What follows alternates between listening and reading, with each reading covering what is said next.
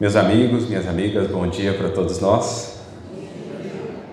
Que o Senhor nos abençoe nessa manhã tão agradável, que sintamos-nos envolvidos pela sua doce paz e pela presença da espiritualidade que, em nome do Cristo, aqui nos ampara e nos inspira a todos.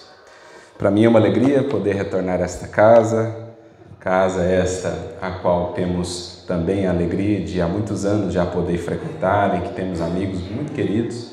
Então, na pessoa do seu Anésio, do Domingos, agradecemos pelo convite, pela oportunidade de estarmos aqui mais uma vez, rogando ao alto que nos ajude para que consigamos transmitir com clareza aquilo que o Espiritismo nos proporciona de maneira tão abundante e tão fecunda. E o nosso tema nesta manhã vai tomar por ponto de partida uma conhecida parábola do Mestre que se encontra registrada no Evangelho de Mateus, lá no capítulo de número 22. Logo ao início do capítulo, dos versículos de 1 a 14, nós vamos encontrar essa parábola, que é uma das parábolas, digamos, do reino, ou seja, aquelas parábolas, histórias, em verdade, alegorias que Jesus contava e que ilustravam, por meio de símbolos, o que é a realidade desse reino, o que é o processo de construção desse reino. E boa parte do nosso intuito em estudar o Evangelho à luz do Espiritismo é justamente decodificar esses símbolos, essas alegorias, para que entendamos como de fato se aplicam à nossa vida. O tema do reino é um dos principais no Evangelho de Jesus. Muitas das vezes ele vai fazer referência a esse reino, falando de como ele se dá, como ele é construído, quais os resultados dessa edificação. E para nós no Espiritismo podemos muito bem entender o reino como sendo esse processo de aperfeiçoamento espiritual do ser, que há de culminar, passados aí milênios, no processo de purificação do espírito, há de culminar nesse estado de bem-aventurança, de comunhão com o divino, de felicidade profunda, de desabrochamento de todas as nossas qualidades que por ora trazemos em germe ou em semente. Então, é um tema dos mais importantes para nós e o Espiritismo vai trazer toda uma nova visão a respeito desse reino, porque em outros séculos ele esteve muito associado a um local, digamos, para onde seríamos transportados uma vez que morrêssemos, deixássemos esse mundo.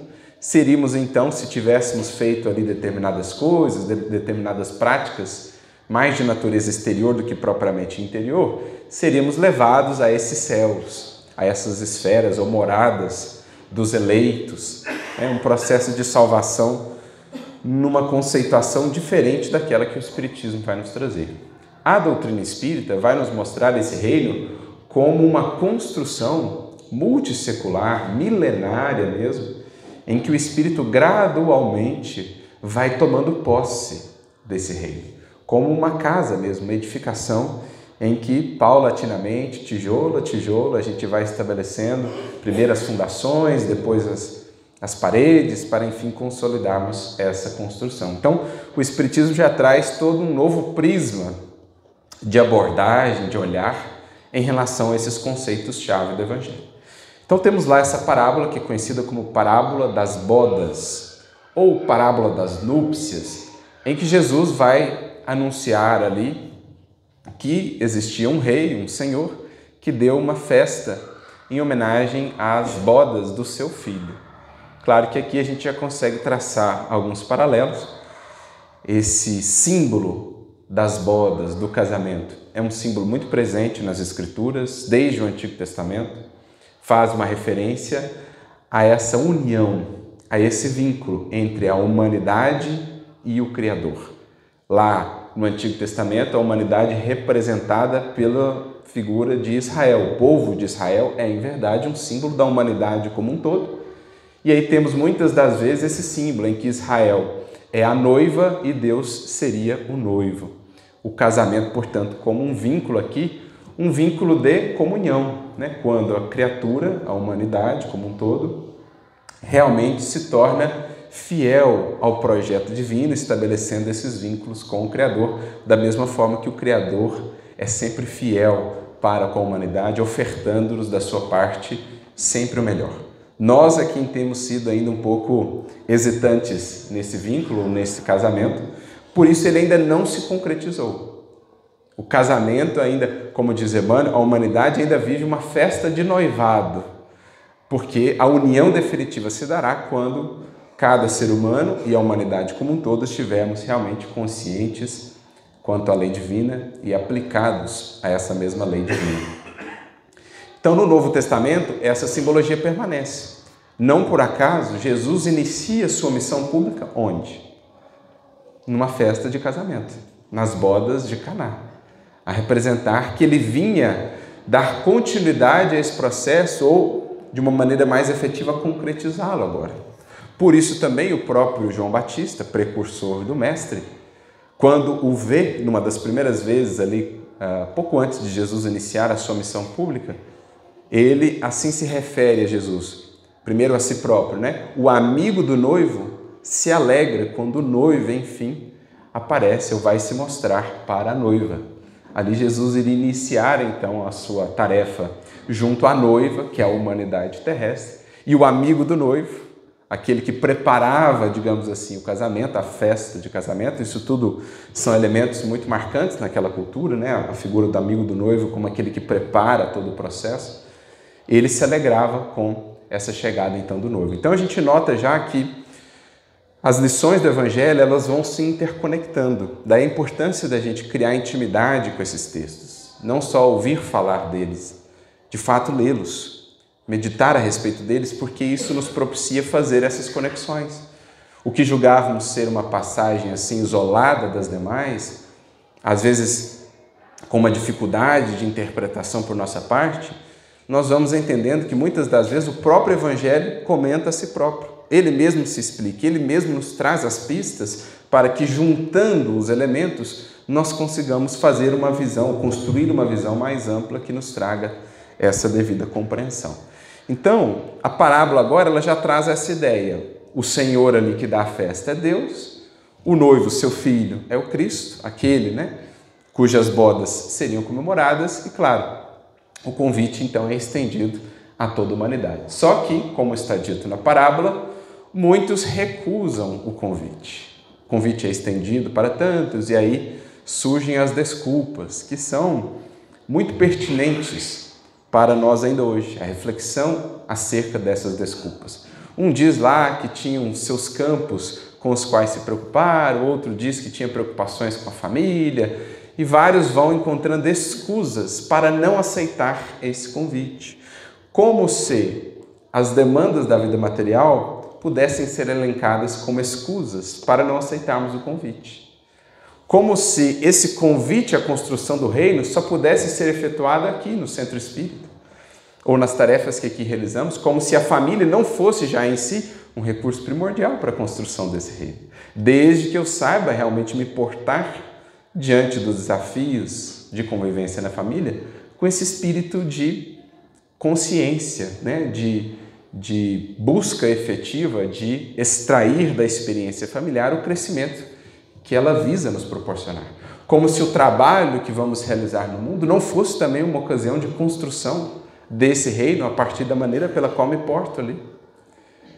Me portar em meu trabalho profissional, em minha atuação junto à sociedade, com valores morais, com honestidade, com a retidão, com o intuito verdadeiro de servir, de ser útil, isso é fazer do trabalho profissional também construção do reino. Acontece que muitas vezes nós achamos que as coisas são antagônicas, num processo até de comodidade, porque não queremos levar a realidade dessa vivência à família ou ao trabalho, então achamos que são coisas inconciliáveis. Não, eu estou muito ocupado, eu tenho muitos a fazer. Ora, viva ali o Espiritismo também, aplique-se também ali a vivência do Evangelho. A casa espírita é importante, existem momentos em que temos mais disponibilidade, momentos em que temos menos, tanto quanto possível é importante que busquemos frequentar, mas a nossa vivência ou construção do reino não se resume aqui. Pelo contrário, aqui é quanto tempo da semana?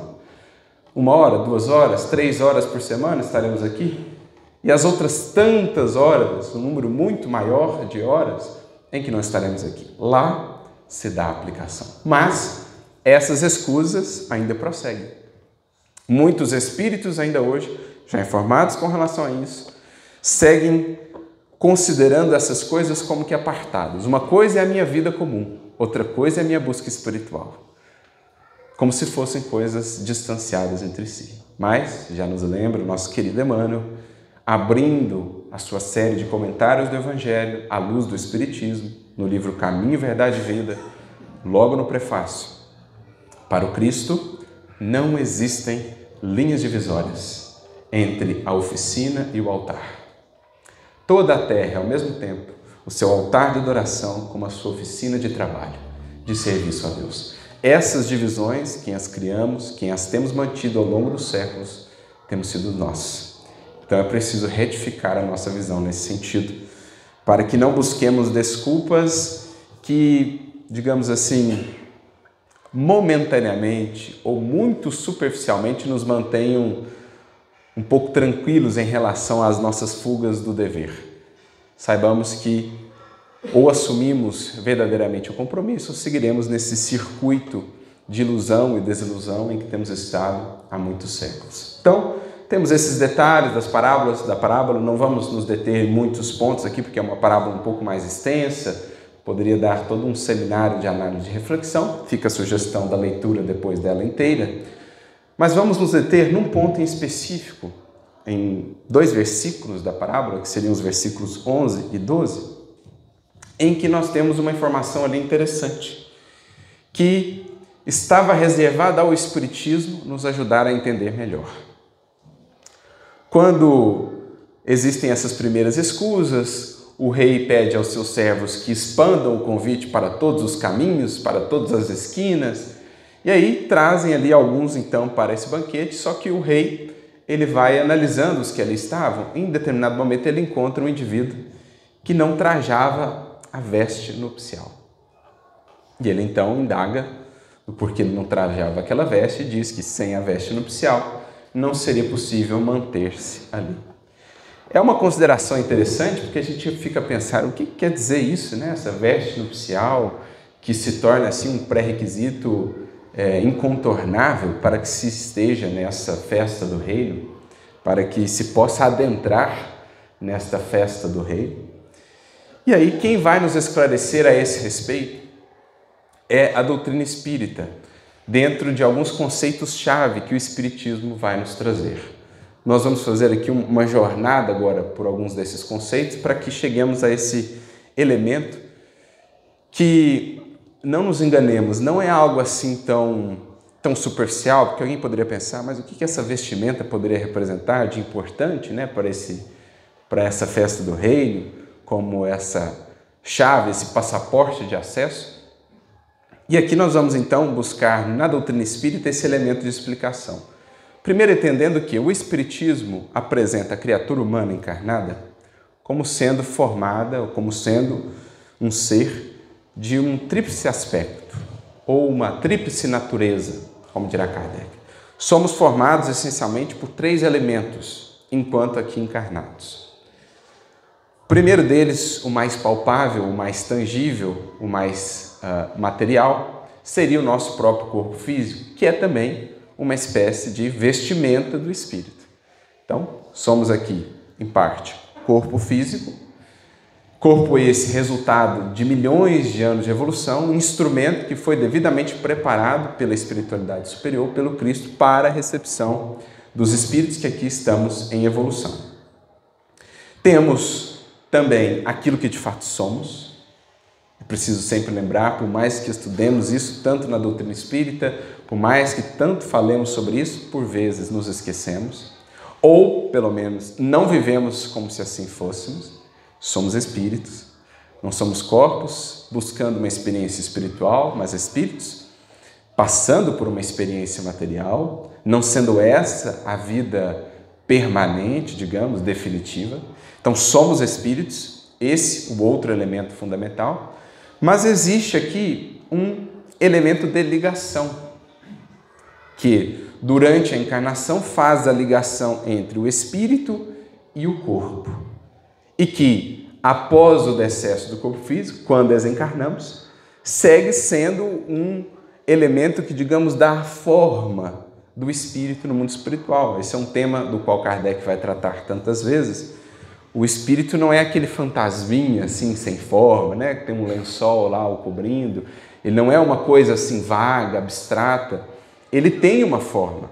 Claro que essa forma vai variar muito a depender da condição do espírito, do estágio evolutivo em que ele se encontra, do quão recente é ou não a sua desencarnação. Existem uma série de fatores que vão influenciar nessa apresentação do espírito, mas existe uma forma essa que é determinada por esse elemento de ligação, por esse elemento intermediário que Kardec denomina de perispírito. Peri é um prefixo, uma preposição grega que significa no entorno, né? Aquilo que está ali envolvendo, por exemplo, o perisperma. Kardec faz até a comparação com a semente, o perisperma da semente. Então, perispírito, aquilo que embala, aquilo que envolve o espírito. Temos aí uma espécie, então, de vestimenta do ser espiritual. Vestimenta essa que, como já dissemos, vai apresentar múltiplas expressões a depender de uma série de fatores. Depender da evolução, do grau de pureza do espírito, quão recente é a sua desencarnação, do nível de consciência que ele tem no mundo espiritual. Ele poderá, por exemplo, manejar essa forma de maneira quase que livre, apresentando-se com a forma, com a expressão, com a qual mais lhe aprouver. Por exemplo, poderíamos lembrar o caso aqui do nosso Emmanuel, que na primeira vez que se manifesta para o Chico, apresenta-se com a vestimenta da sua última encarnação, em que ele foi um sacerdote católico no Brasil, que desencarnou ali, acho que no início do século XX. Ele nasceu no Pará, depois mudou-se para o Rio de Janeiro e ali ele vem a desencarnar. Alguns dizem até que teria conhecido ainda Bezerra de Menezes, no período que Bezerra de Menezes estava encarnado, né? Bezerra desencarna ali no finalzinho do século XIX, início do século XX. Então tem até uma mensagem do Emmanuel em que ele diz: sacerdote católico que fui. Então foi a última encarnação dele. Não confundamos com Manuel da Nóbrega, em que ele também foi, né, um frei jesuíta, mas essa muitos séculos atrás, alguns séculos atrás. Então ele se apresenta com essa feição. Mas depois, ao longo dos anos, né, ao longo do trabalho que foi se desenvolvendo, em geral, ele se apresentava ao Chico na feição do senador, Públio Lentulus. Por quê? Certa feita perguntaram a ele a esse respeito. Ele gostava de se apresentar naquela feição porque aquela havia sido uma encarnação chave para ele. Foi a grande guinada, foi o momento em que ele enfim desperta para a necessidade do seu aprimoramento. A encarnação em que ele pôde conhecer o Cristo, em que o despreza num primeiro momento, mas que depois, premido pela dor, pelas dificuldades, ele adere ao seu processo de transformação. Então ele gostava de se apresentar como senador, não por vaidade ou orgulho, por ter sido um senador do Império Romano, mas porque aquela era a encarnação que mais havia lhe marcado. E assim a gente ouve o relato de muitos espíritos, aqueles que têm mediunidade e evidência. O espírito muitas das vezes explicará o porquê ele se apresenta com essa ou com aquela feição, em geral porque foi uma encarnação muito marcante. Toda encarnação tem o seu valor, mas existem aquelas que são chave para a trajetória do espírito. No caso de Emmanuel, as duas encarnações chave para ele, como ele mesmo diz, foram como senador Públio Lentulus e depois como Manuel da Nóbrega, quando inicia sua tarefa de evangelização nas terras do Cruzeiro, processo que ele deu prosseguimento aí ao longo dos séculos depois. Então, esse é o perispírito, sujeito aqui a esses muitos fatores e, em especial, aquilo que diz respeito ao mundo interno do espírito. Muito do que será essa apresentação, de como se mostrará essa vestimenta do espírito, estará associado ao mundo interno do espírito. E aí a gente já começa a traçar uma correlação que é muito importante, porque creio, muitos já estão entendendo aqui, que aquela veste nupcial mencionada na parábola, que dá acesso ao reino, poderíamos pensar aqui em termos de espiritismo, às esferas sublimadas, por exemplo, ou aos estados de bem-aventurança do espírito, essa vestimenta estará associada ao perispírito. Ou será, em verdade, uma referência ao perispírito, que o espiritismo viria depois nos explicar. Mas não nos enganemos, não é só uma questão de feição, de como eu me mostro. é entender que o perispírito, como ele se apresenta, ele é, em verdade, um indicativo do estado do espírito. Isso é o mais importante entender. Não é, portanto, uma vestimenta bela que nos é ofertada, que ganhamos de outrem, que magicamente nós concebemos, não. É uma vestimenta, é uma maneira de se apresentar que reflete todo um trabalho árduo e multissecular do Espírito para que consiga agora ter essa veste nupcial. O perispírito, nesses estados sublimados, que são aqui referidos como essa veste nupcial que nos dá acesso ao reino, ele é o resultado, ele é a expressão última de todo um trabalho íntimo do Espírito, de caráter moral.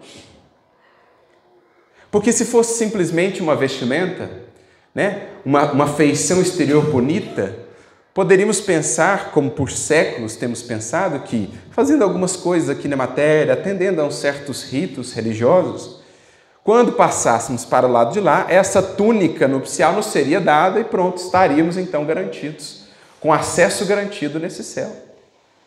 Mas a luz do Espiritismo, para obtermos essa veste nupcial, não é algo que alguém nos dê, é algo que nós construímos de um trabalho árduo ao longo de muitas e muitas encarnações, de muitos e muitos séculos. Porque, em verdade, o que vamos aprendendo é que o perispírito não é senão um espelho que reflete a intimidade da alma. Então veja que com esse elemento-chave agora, esse conceito-chave do perispírito, a doutrina espírita nos abre todo um outro universo de reflexão sobre o cerne dessa parábola.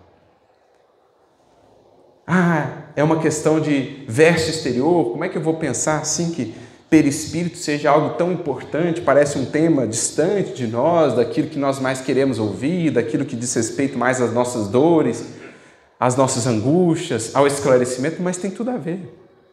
Porque não é só uma vestimenta, é um reflexo do que você tem feito de si. E aí vem toda a riqueza da literatura espírita explicar-nos ainda mais detalhes a esse respeito, para que penetremos no âmago da doutrina espírita, da parábola citada, porque não é mais agora uma questão exterior que é tão importante para entrar nesse reino, agora diz respeito a questões morais. Se o perispírito é um reflexo direto da nossa vida moral, da nossa vida espiritual, como a construímos, isso agora diz respeito profundamente ao nosso modo de ser, às escolhas que temos feito, às dores, mágoas, ressentimentos que ainda trazemos. Tudo isso há de refletir-se nessa vestimenta, configurando-a como a veste nupcial ou ainda como uma veste que não está apta para adentrar esse estado de espírito ou essas regiões espirituais. Nesse sentido, portanto, recorremos primeiramente a uma mensagem do nosso benfeitor Emmanuel, que está no livro Roteiro. O livro Roteiro é um livro bem interessante do Emmanuel, em que ele vai trabalhar assim, alguns conceitos-chave da doutrina espírita em mensagens um pouco mais extensas, em relação, por exemplo, aos seus livros Caminho, Verdade e Vida e tal. E aqui no capítulo de número 6, ele traz uma mensagem sobre o perispírito. E ele começa dizendo assim: como será o tecido sutil da espiritual roupagem que o homem envergará sem o corpo de carne, além da morte? Então essa é uma pergunta que Kardec se fez, essa é uma pergunta que muitos espiritualistas têm se feito ao longo dos séculos: como o espírito se apresentará do lado de lá, né? Envolvendo até conceitos muito antigos aí da teologia, ressurreição, a ressurreição será do corpo, só do espírito e tal, algo que, para a gente ter uma ideia, o próprio apóstolo Paulo já tratava há 2000 anos. Se a gente vai na sua primeira carta aos Coríntios, capítulo de número 15, esse capítulo costuma dizer que é um dos capítulos mais espíritas antes do espiritismo. Porque ali, por exemplo, Paulo vai tratar de alguns conceitos, aliás, toda a primeira carta aos Coríntios, né? Alguns conceitos bastante espíritas. O próprio Kardec depois tem um artigo na Revista Espírita em que ele intitula São Paulo, né? Paulo, precursor do espiritismo, pelos temas que Paulo já tratava lá atrás. A caridade, a mediunidade, capítulo 12, capítulo 14 da primeira carta aos Coríntios são basicamente descrições de reuniões mediúnicas, nos nossos moldes atuais. Mas no capítulo 15, Paulo vai tratar do corpo espiritual. E ele fala do corpo corruptível e do corpo glorioso. Esse corpo glorioso do qual fala o apóstolo Paulo é, traçando aqui um paralelo, a mesma ideia da veste nupcial que nos dá acesso a esse reino, ou à festa do reino.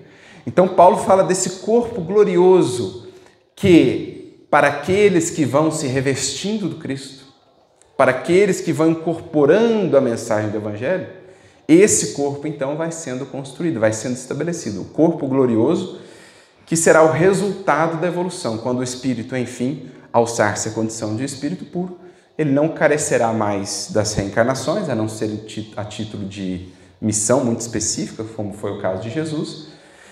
E aí o seu próprio perispírito terá alcançado o grau máximo de sutileza, né? Um perispírito diáfano, luminoso, como descrevem-nos os médiuns videntes, são aqueles espíritos verdadeiramente elevados. O médium que os pode ver, os pode contemplar, vê esses espíritos tão luminosos que às vezes se sentem até ofuscados. Os que seguem, os que são profitentes de outras doutrinas religiosas que não o espiritismo, quando têm experiências como essas, por exemplo, num estado de êxtase, numa experiência de quase morte, eles veem toda aquela luz, aquele indivíduo todo luminoso, que julgam estar diante do próprio Cristo, ou diante da própria Maria, ou diante do próprio Deus, quando na verdade são espíritos luminosos, provavelmente seus benfeitores espirituais, guias que os acompanham há muitos séculos. Por quê? O espírito se mostra assim luminoso, tal a veste nupcial que ele já conseguiu entretecer, que ele já conseguiu estabelecer para si. Da mesma forma, no outro oposto, né, por analogia, aqueles espíritos ainda muito materializados, muito aferrados à experiência material, se mostram ainda opacos. O perispírito muito materializado, muito denso, sombrio mesmo. Então, são os extremos dessa manifestação do perispírito. Então, essa é uma questão que tem sido levantada desde os tempos do Evangelho, mais propriamente depois pelos espiritualistas, e uma questão que o Espiritismo vai responder de maneira muito coerente, de maneira muito lúcida, explicando-nos o que de fato é essa vestimenta e por que ela se manifesta de maneira tão diferente entre a variabilidade dos espíritos que nós temos. Porque alguns se mostram tão luminosos aos olhos dos médiuns, por exemplo, enquanto outros se mostram ainda tão similares, tão próximos daquilo que foram quando encarnados mesmo. Por isso, continua Emmanuel, tão arrojada é a tentativa de transmitir informes sobre a questão aos companheiros encarnados, quão difícil se faria esclarecer à lagarta com respeito ao que será ela depois de vencer a inércia da crisálida. Então, olha que comparação interessante que Emmanuel faz. Olha, você descrever para a lagarta que aquela borboleta alada, belíssima que ela vê, é o futuro dela, é extremamente desafiador a ela, que só conhece a terra, o solo, aquela locomoção tão limitada, tão estreita, que por hora lhe é possível na condição de lagarta. Soa quase como que uma utopia, soa quase como que algo muito distante, inconcebível, para ela dizer que aquilo é a sua destinação. Da mesma forma para nós encarnados.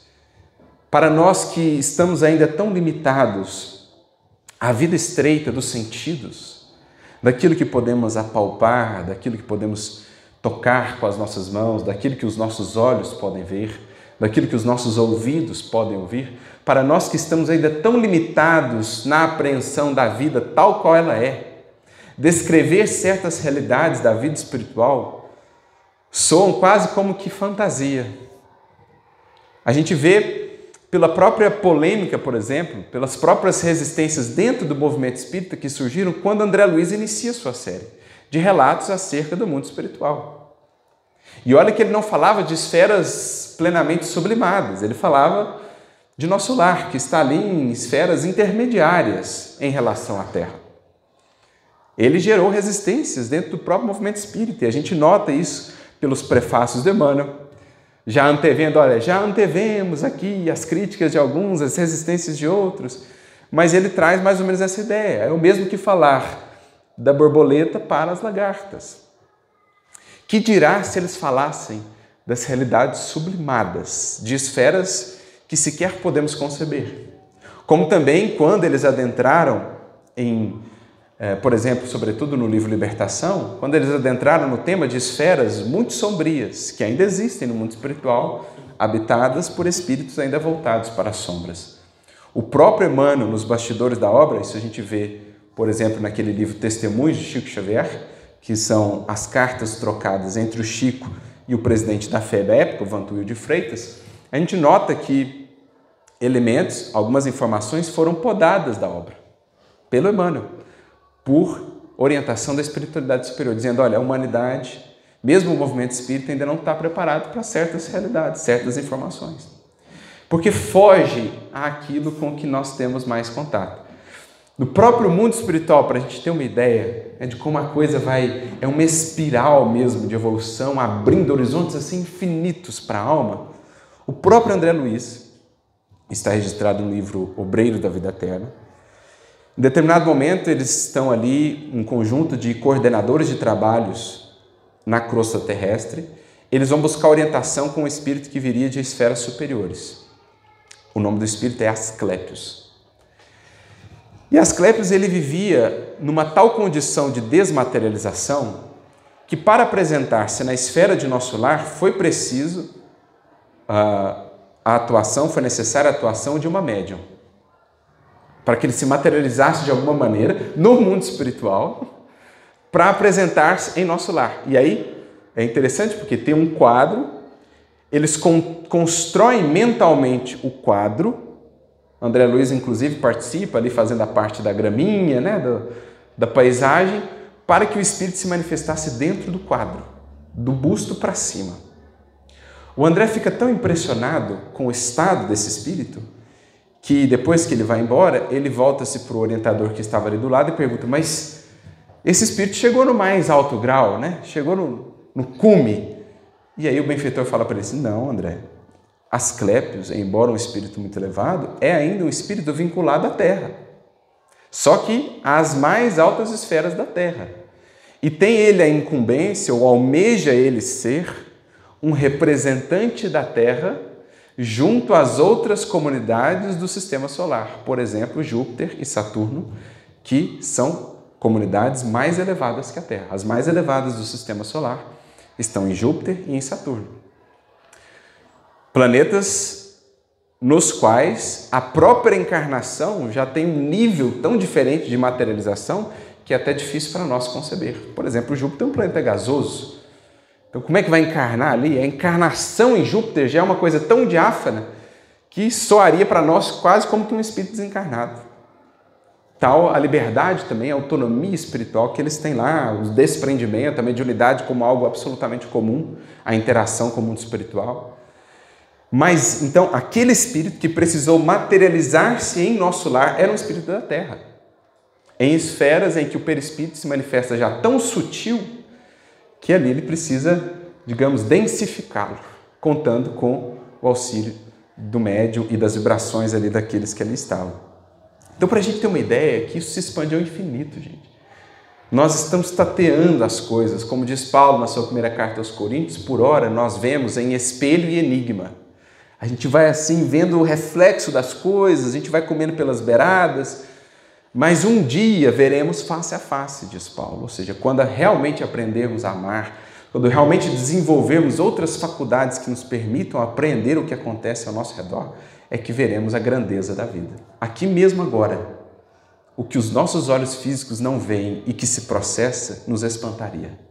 A magnitude do trabalho, o quanto de raios de pensamento, outros raios eletromagnéticos aqui cruzam o ambiente, a presença da espiritualidade, daqueles que, como nós, estão aqui para aprender, daqueles que estão aqui a amparar, a inspirar, tudo isso ocorrendo aqui, neste exato recinto, sem que tenhamos uma ideia, talvez só uma ideia, um pensamento, mas sem que possamos aprender. Isso é a vida que o Espiritismo vai nos descortinando. Assim também em relação à nossa própria vestimenta, às potências que ainda temos por nós desconhecidas. Por isso ele continua, colado ao chão ou à folhagem, arrastando-se pesadamente, o inseto não desconfia que transporta consigo os germes das próprias asas. Então, Jesus, quando se transfigura diante dos discípulos no Monte Tabor, eles ficam tão fascinados, encantados, que nem queriam descer do monte. Pedro fala assim: Senhor, vamos fazer aqui 3 tendas, uma para você, uma para Moisés, uma para Elias, e a gente já fica por aqui mesmo, nem desce. Porque era tão belo o que eles viram, que eles ficaram extasiados, fascinados. Para que voltar? Como acontece, certa feita, a Ivone levou um puxão de orelha do seu benfeitor Charles, Ivone do Amaral Pereira, a grande médium, levou um puxão de orelha do seu benfeitor Charles, porque ela, em desdobramento, ela tinha essa faculdade muito presente, ela se desdobrava, interagia lá no mundo espiritual, ela foi levada a uma esfera superior, uma espécie de êxtase. E ela não queria voltar para o corpo, porque eu voltar para aquele corpo pesado, aquela coisa sufocante, queria ficar lá. Charles precisou ser firme para que ela pudesse voltar. É mais ou menos o que aconteceu lá no Monte Tabor. Para quê? Eu não quero voltar. E Jesus então, não, pois desçamos. É ali que vocês vão construir isso que vocês viram agora. Toda essa beleza que os encantou também é vossa. Também é a vossa destinação, mas para isso é preciso descer ao mundo, lutar, purificar-nos, lavar a vestimenta do Espírito, para que ela se torne puríssima e possa então um dia expressar o mesmo brilho que em Cristo já pudemos ver. Por isso diz lá, o evangelista ao narrar a descrição, suas vestes pareciam alvíssimas como a neve, lavadas como nenhuma lavadeira o consegue. O que é essa lavagem, esse processo de lavar a vestimenta do Espírito, senão a encarnação, o mergulho na água da encarnação. O batismo, a figura do batismo não é outra senão essa, o mergulho na água da encarnação, onde vamos aos poucos nos lavando, nos habilitando a esse brilho que um dia também será nosso. O perispírito é ainda corpo organizado, que, representando o molde fundamental da existência para o homem, subsiste além do sepulcro, demorando-se na região que lhe é própria de conformidade com o seu peso específico. Então aqui o Emmanuel faz uma analogia que também encontramos em Kardec. Se a gente vai no livro A Gênese, capítulo de número 14, temos ali esse capítulo intitulado Os Fluidos. E é um capítulo muito interessante porque ele nos traz um entendimento sobre uma série de conceitos-chave para o Espiritismo, em relação à mediunidade, em relação ao mundo espiritual, que é essa questão dos fluidos, inclusive em relação ao perispírito. Porque ali Kardec vai traçar isso que aqui já em Emmanuel estamos vendo, como veremos em outros grandes escritores da doutrina espírita, que o envoltório do espírito guarda sempre relação com a sua condição moral. De modo que, no espírito ainda muito animalizado, muito vicioso, apegado à matéria, nós encontraremos esse veículo muito materializado, muito denso.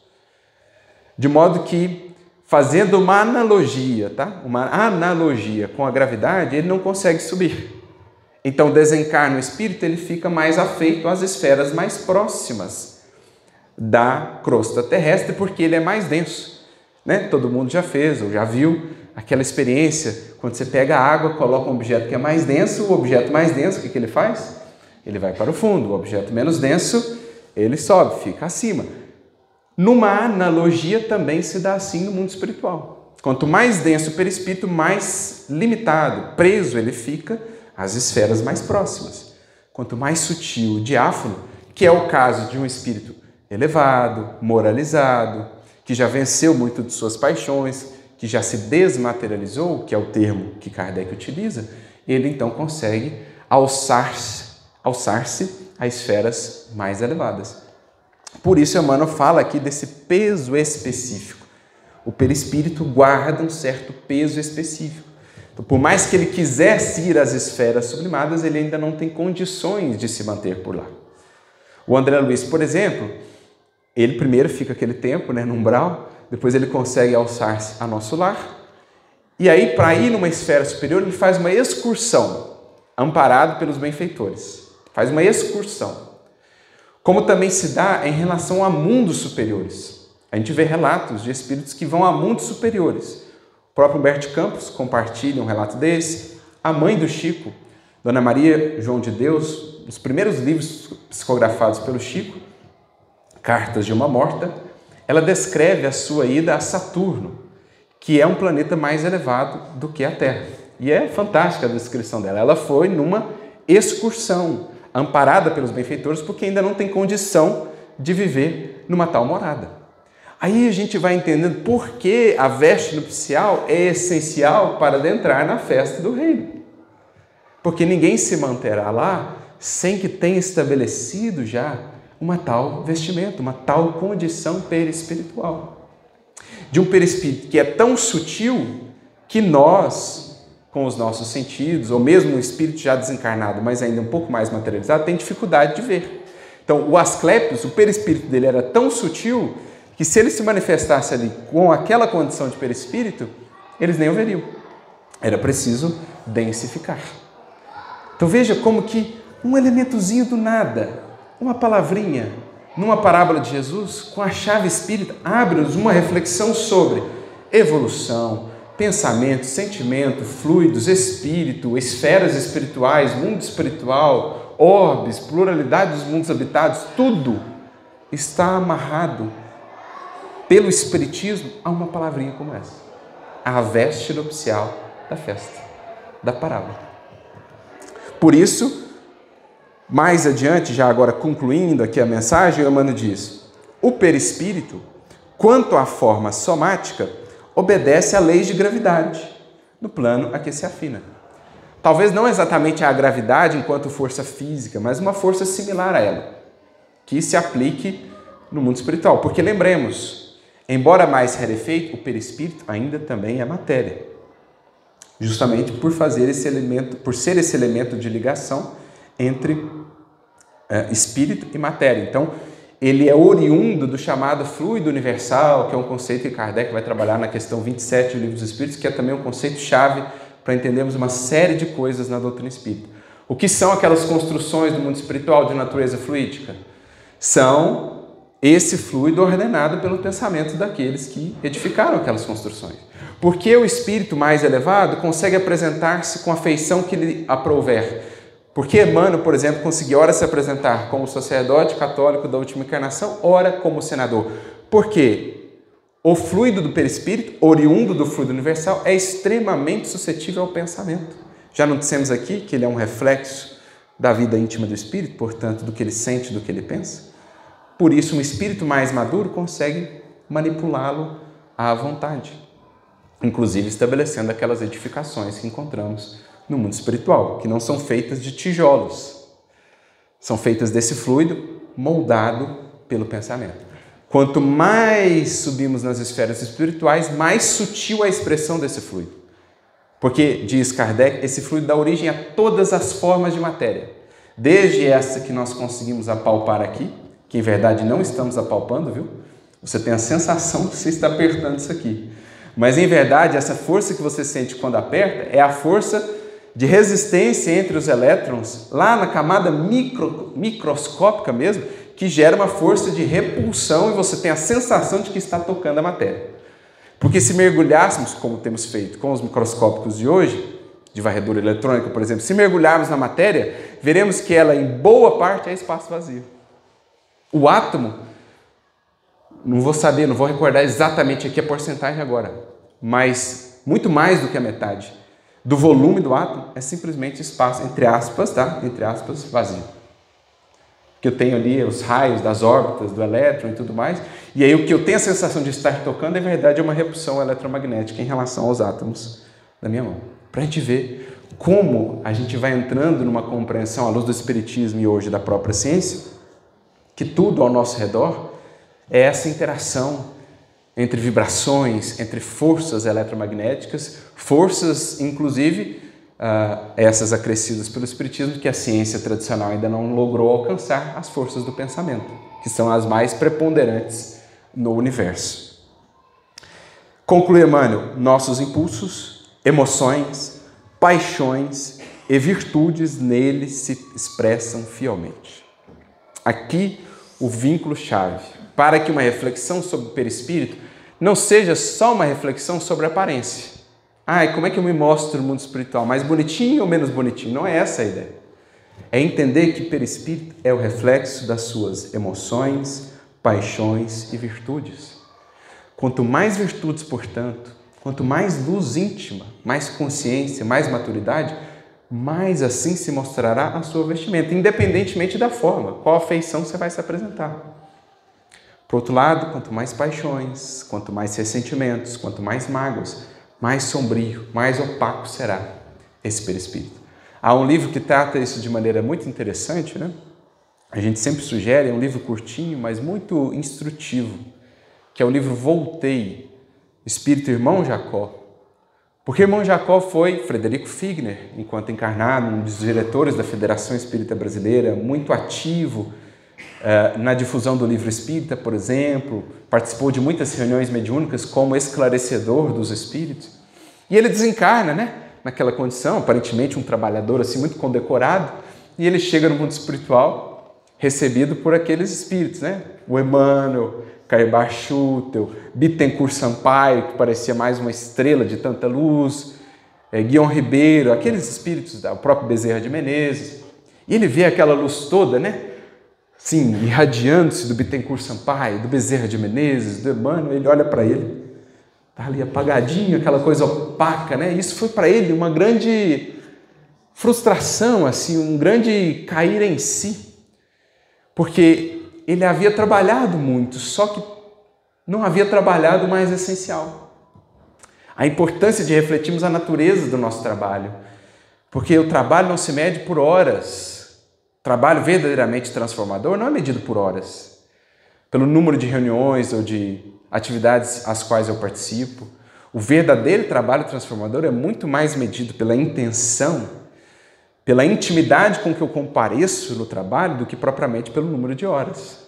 E é mais ou menos o que ele percebe a duras penas, só quando desencarna, que ele havia feito muito mais de natureza mais exterior, mas faltava a luz interna.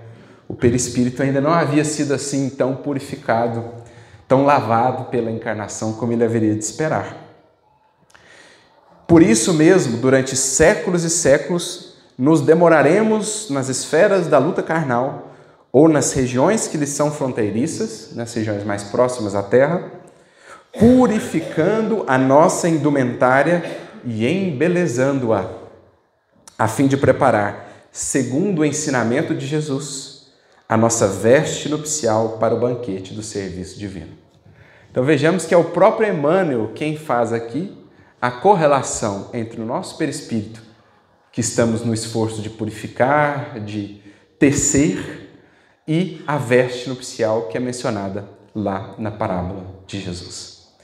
Esse é o intuito da encarnação. De volta, mais uma vez voltamos àquilo que os Espíritos sempre nos têm falado, aquilo que é o cerne da nossa busca no Espiritismo.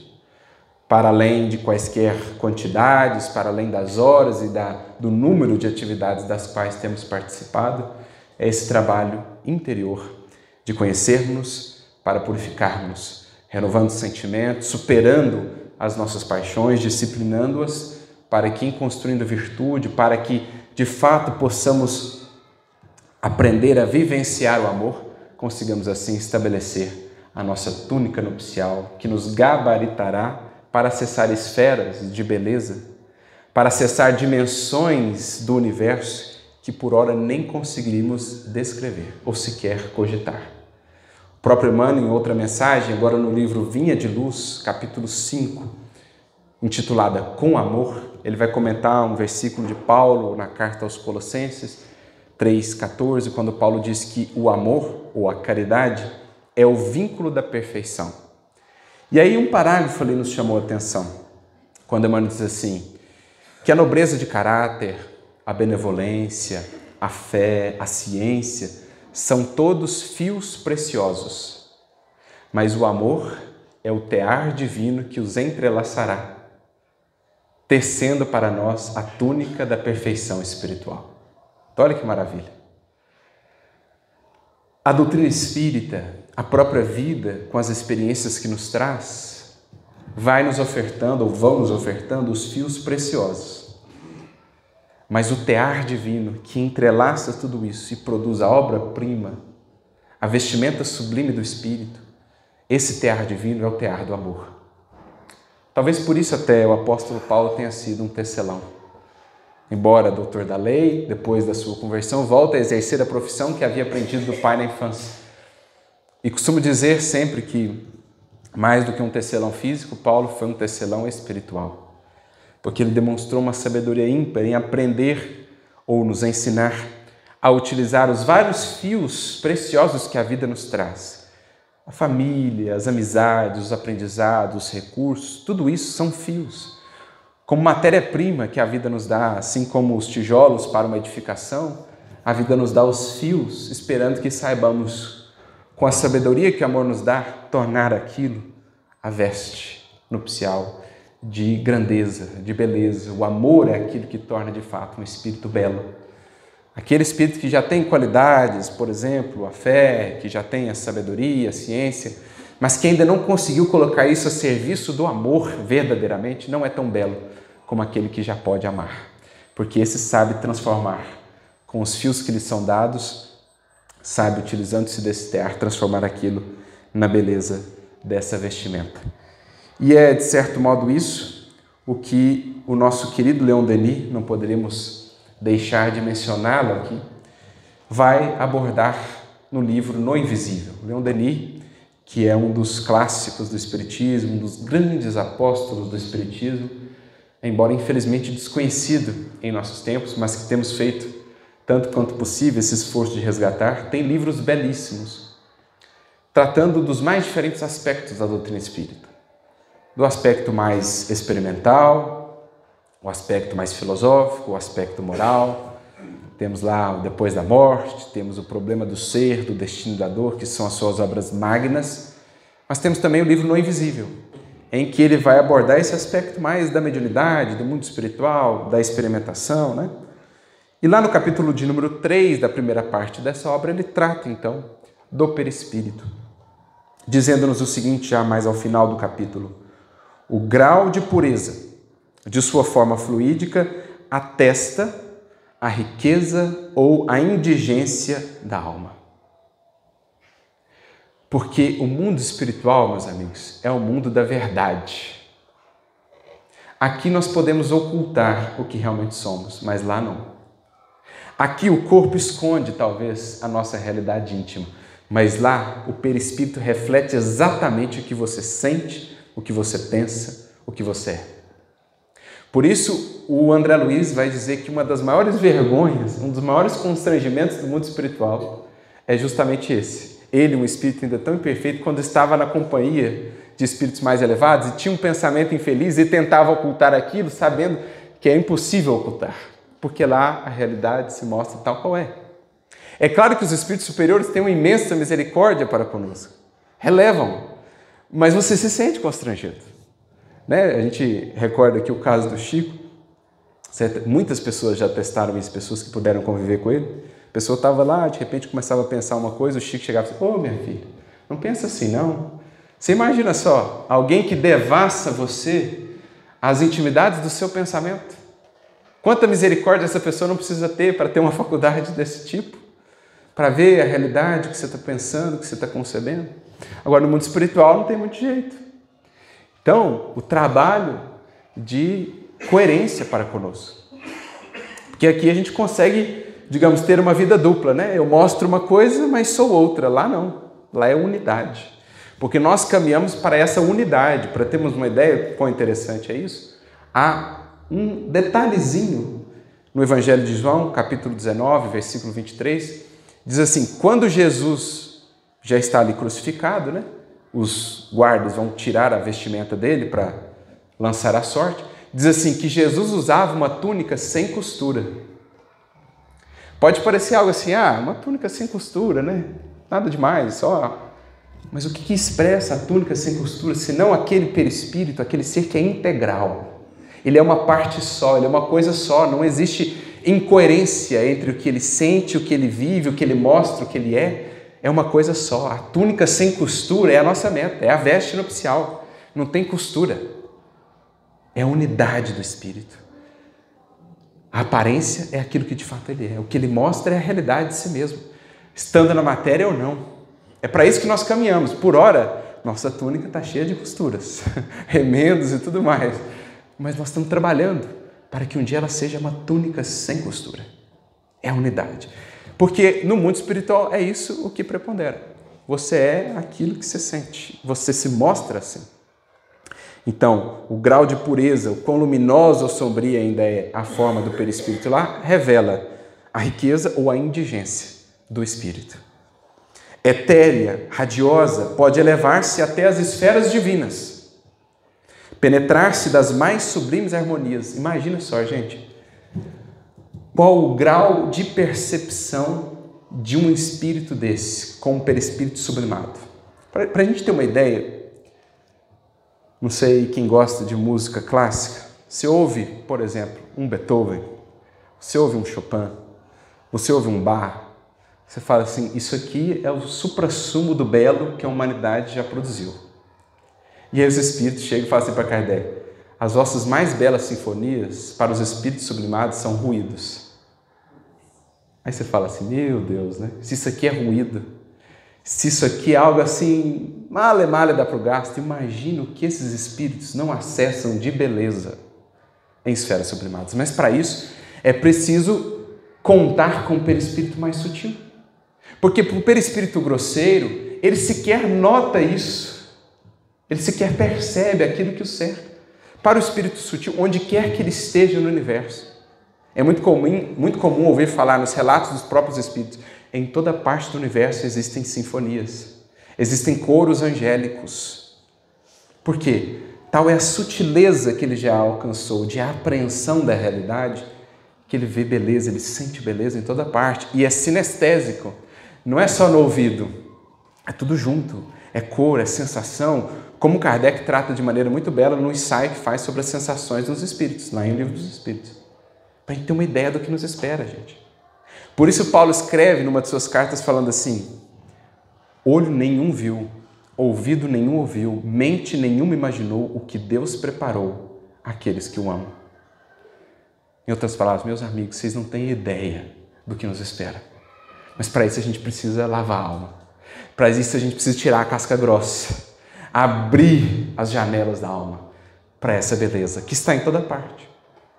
Vocês imaginam o que Jesus via, ouvia, o que ele sentia numa oração com o Pai, no momento de diálogo com o Pai? Vocês imaginam?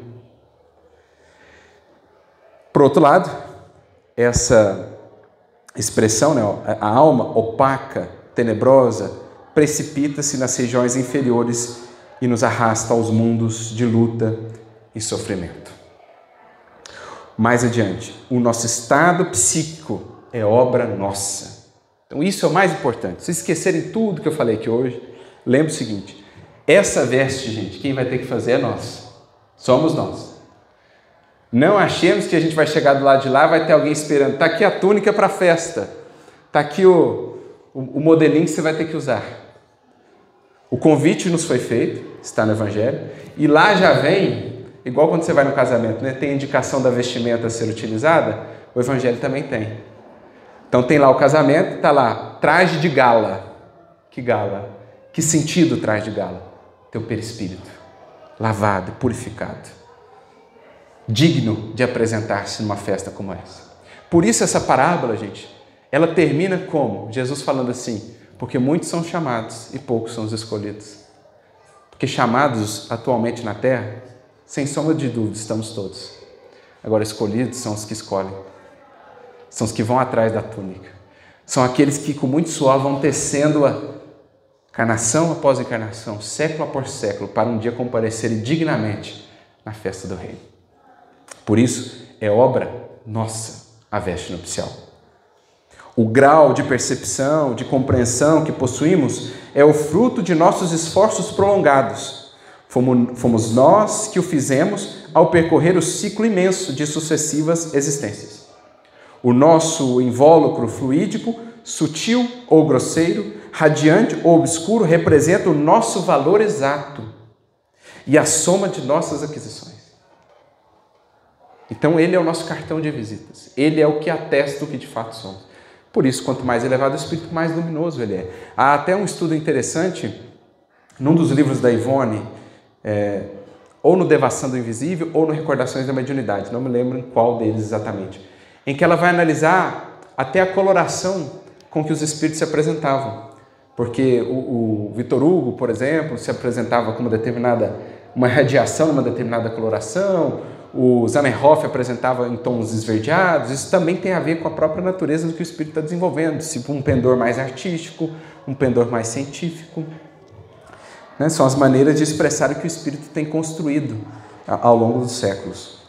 Os nossos atos e pensamentos pertinazes, a tensão de nossa vontade em determinado sentido, todas as volições, ou seja, os pensamentos, os desejos, né, do nosso ser mental, repercutem no perispírito.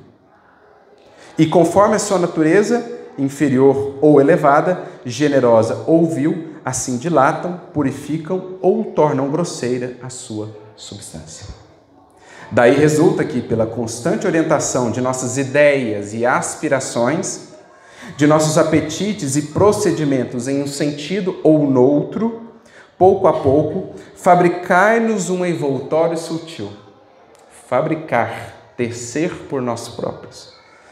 Recamado de belas e nobres imagens, acessível às mais delicadas sensações. Ou um sombrio domicílio, uma lôbrega prisão, em que, depois da morte, a alma restringida em suas percepções se encontra sepultada como num túmulo. Assim, cria o homem para si mesmo o bem ou o mal, a alegria ou o sofrimento. Dia a dia, lentamente, edifica ele o seu destino. Em si mesmo está gravada a sua obra, visível para todos no além, por esse admirável mecanismo das coisas, simples e grandioso ao mesmo tempo, que se executa nos seres e no mundo a lei de causalidade ou de consequência dos atos, que outra não é senão o cumprimento da justiça. Então eis aí, meus amigos, a grande obra que nos cabe.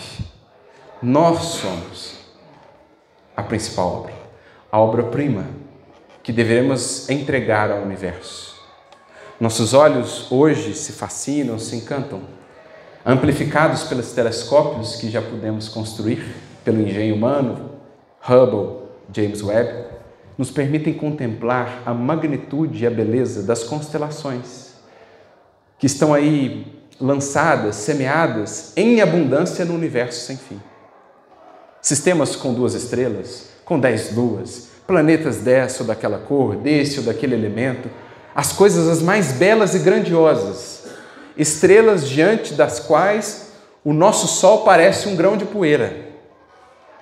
São coisas belíssimas, são verdadeiras joias que Deus semeou na sua criação, diz Denis. Mas nenhuma delas é mais bela e mais grandiosa do que, como diz Caibá Schutel, a obra-prima do universo. Sabe por quê? Porque todas essas estrelas, as mais belas constelações, do pó vieram e ao pó retornarão. Mas o Espírito, não. O Espírito há de existir para sempre, feito cada vez mais belo, tendo-se feito cada vez mais belo, para embelezar ainda mais a glória da criação de Deus. Essa é a sua destinação, uma joia no infinito, um registro da beleza e da grandeza do Criador. Trabalhemos, portanto, no tear divino do amor para entretecer a nossa túnica nupcial. A todos muita luz e muita paz, que Jesus nos abençoe sempre.